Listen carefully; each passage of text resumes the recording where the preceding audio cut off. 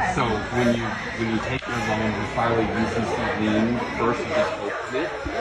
Right after you close your loan, then you attach your loan documentation to the UCC lien as an amendment. Okay. Now your UCC lien sits in front of the base lien being recorded at the Bureau of Banks or the recorder's office because your time date stamp is before signing the loan. Right, so now you have bankruptcy protection or foreclosure protection against the bank itself because you're sitting there with your lien, and you can also, when you do your amendment, you have the QSIP, you have the 1099A, you have the 1099C, and you just show that you handled it in the accounting before the bank did, and you're just letting the bank know that you never gave me the proper documentation at closing, which was the 1099A to show proof of the source of the credit for the bank. So you just do the accounting for the bank. Got it. So the bank, technically, it's Form 12, 12, 938, and 550. They're mandatory. You have to give you the 1099 at closing, but they never do. Got it. This is part of the fraud of the documentation that they're supposed to fill out, but they don't give you. Okay. But if you call them out and want it on at closing, they'll never give it to you, and they'll deny the mortgage, which is also that's wanting underwriting fraud because you're already pre-qualified. Yeah. So that's 15 U.S.C. 1611 or something like that. Okay. But Isn't the application also technically yeah, as soon as you fill out the application, that's when they pull the QSIP and Right. they're going to put it. right? Okay.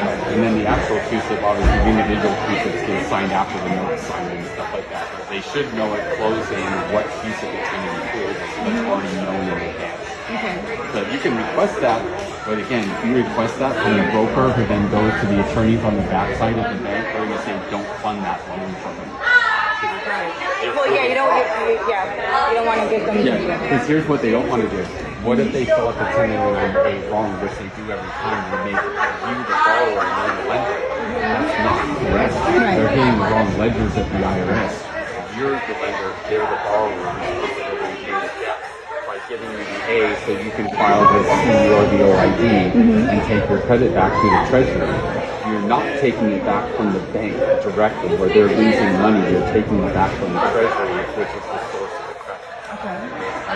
They're technically required to allow you to do that. It's not breaking the law. It's just the IRS policy for processing the A's and the C's and the I's. Right.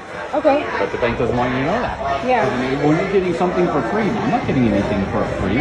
No. You're securitizing that and selling. You just made probably 10 times at closing what the value of the note was. I just want my credit back that's due to me.